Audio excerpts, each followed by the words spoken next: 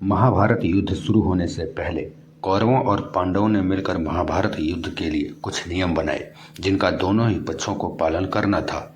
युद्ध शुरू होने से कुछ दिनों बाद तक तो इस नियमों का पालन होता रहा, लेकिन बाद में इन नियमों को कई बार तोड़ा गया और छल का सहारा लेकर योद्धाओं को मारा गया। तो चलिए आज हम जानते हैं कि महाभारत युद्ध में कब और किसने किन योद्धाओं को छल से मारा। युद्ध शुरू होने पर कौरवों की ओर से भीष्म पितामह को सेनापति बनाया गया।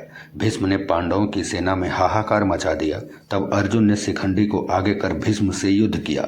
भीष्म जानते थे कि शिखंडी का जन्म स्त्री के रूप में हुआ है और पिछले जन्म में भी वह एक स्त्री था।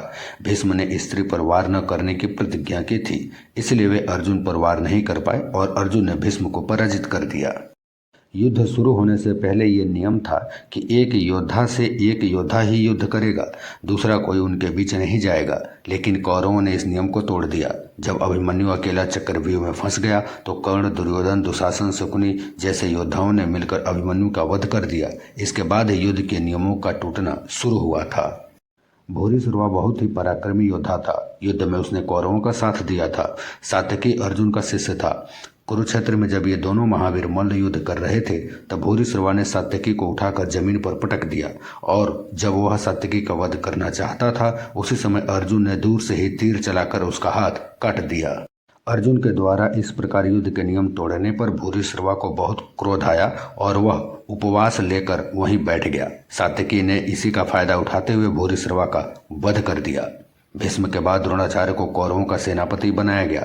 द्रोणाचार्य पर विजय पाना भी जब पांडवों के लिए मुश्किल हो गया तब भीष्म ने अश्वत्थामा नाम के हाथी का वध कर दिया और ऐसा कहने लगे कि मैंने अश्वत्थामा का वध कर दिया।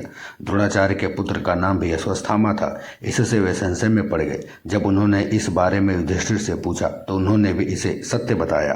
पुत्र मोह के कारण द्रोणाचार्य ने अपने हथियार रख दिए और ध्यान की स्थिति में बैठ गए। इसी का फायदा उठाते हुए धृष्टद्युम्न ने उनका वध कर दिया। महाभारत युद्ध का एक नियम ये भी था कि असावधान व्यक्ति पर कोई वार नहीं करेगा और जो योद्धा अपने रथ से नीचे है उसके साथ ही युद्ध नहीं किया जाएगा। युद्ध के दौरान जब कर्ण के रथ का पहिया जमीन में धंस जाता है और कर्ण उसे निकालने नीचे उतरे, उस स्थिति में अर्जुन ने उनका वध कर दिया। उस समय कर्ण के पास शस्त्र भी नहीं थे और वह असावधान स्थिति में था। जब कौरवों की सेना नष्ट हो गई तब भीम और दुर्योधन के बीच में निर्णायक गदा युद्ध हुआ। गदा युद्ध के नियमों के अनुसार योद्धा कमर के नीचे वार नहीं कर सकता, लेकिन भीम ने इस नियम को तोड़ते हुए अपनी गदा से दुर्योधन की जांघ पर वार किया। जांघ पर वार होने से दुर्योधन पराजित हो गया। वहीं तड़पते हुए दुर्योधन के प्राण निकल गए। रात को कोई किसी पर वार नहीं करेगा, यह भी महाभारत युद्ध का एक नियम था। इस नियम को अश्वत्थामा ने तोड़ दिया। दुर्योधन ने मरने से पहले अश्वत्थामा को कौरवों का अंतिम सेनापति बनाया। उस समय अश्वत्थामा के अलावा कौरवों की ओर से केवल कृपाचार्य और कृतवर्मा ही जीवित बचे थे। अश्वत्थामा रात के अंधेरे में पांडवों के शिविर में घुस गया और धृष्टद्युम्न, युधामन्यु के अलावा द्रौपदी के 5 पुत्रों का वध कर दिया।